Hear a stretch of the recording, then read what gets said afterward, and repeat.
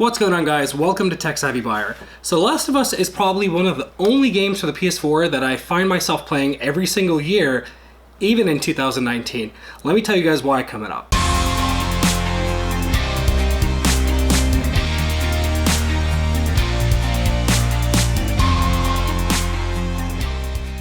So welcome back, folks. As I mentioned, this is probably the only game that I ever play year over year since the PS4 has come out. And in fact, anytime I meet someone who hasn't played this game, I make it a point that you guys absolutely have to play this game. And there's a couple of reasons for that. This game is probably one of the most original ideas for a PS4 title, as well as probably one of the best looking games still to date. I mean, of course, we have stuff like God of War, we have Horizon Zero Dawn, which are just magnificent graphically, but this holds up pretty well against it. Again, you guys got to keep in mind, The Last of Us came out originally for the PlayStation 3 on June 2013. So, or I think it was June 14th. I can't remember the specific date, but it came out in June 2013. So it's 6 years old at this point, and it came out for the PlayStation 4 a year afterwards when the PS4 was released. So it was originally a PS3 title, and 6 years later, how has this game fared? You know, the gameplay mechanics of this are so solid where it still feels very natural. You don't feel any kind of issues when you're navigating the main character around the maps, or even when you're playing multiplayer. Everything is very, very fluid. So the point of this video is not really to give you a review of this. I'm not trying to review The Last of Us 2. You can go to plenty other YouTube channels and get a solid game review. That's not something I typically do on this channel unless I really like something. However, and this is one of those things I really like, but again, this isn't a review video. This is just from me trying to tell you why I think this game is still relevant in 2019. Now, you have The Last of Us Part 2 that's coming around sometime this year, hopefully. There isn't a confirmed date yet from Naughty Dog or PlayStation in that matter. And hopefully we get to see it this year, because that's one of my highly anticipated games. And if you watched my last video where I flagged out a couple of games to really keep an eye out for this year, that was my number one pick, which is Last of Us 2. And the reason's pretty simple. I love the story, I love the action of this gameplay, and I actually like the multiplayer a lot. You know, one of the biggest complaints that anybody can pick with a Sony first-party exclusive is that they're mainly story-driven games, and they, you know, might offer a single-time run-through, and you play it once, and you put it away, and that's it. This kind of changed that because it offers multiplayer, and the multiplayer is really, really, really good. And I'm surprised I haven't seen a lot of other YouTubers talk a lot about the multiplayer in this game. It's actually very fun, and it's very solid. A couple of friends of mine when I was in college would actually play this online multiplayer more than I would. And it was because of them that I actually got into it, because I was more or less just always playing Call of Duty and other of those competitive kind of games, maybe played FIFA and things like that. So it wasn't really my forte of playing multiplayer. But when I got down to actually playing it, that's one of the reasons why this game keeps bringing me back.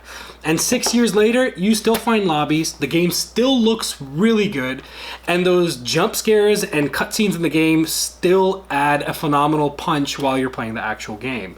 So it's not like this is one of those games where you played it once, you got done with the story, you got bored of the action, and you're pretty much done with the game. For some folks, that might be very, very true. For me, in this case, it's not.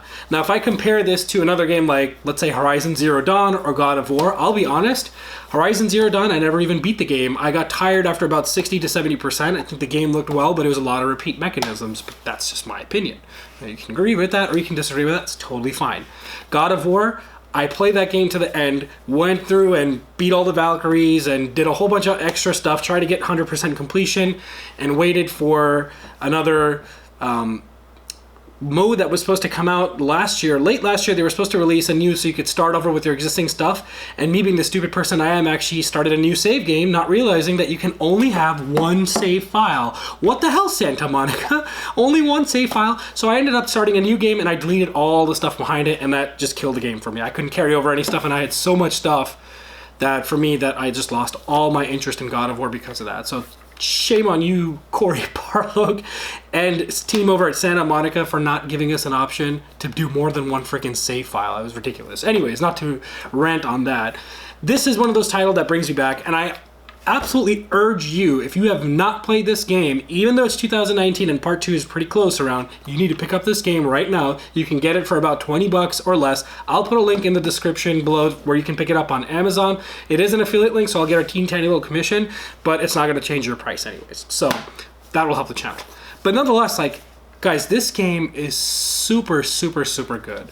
The gameplay, the graphics, the story are three major things that would just keep you glued to your seat and do one of those 12 to 18 hour sessions where you're not wanting to move from your TV when you play this game.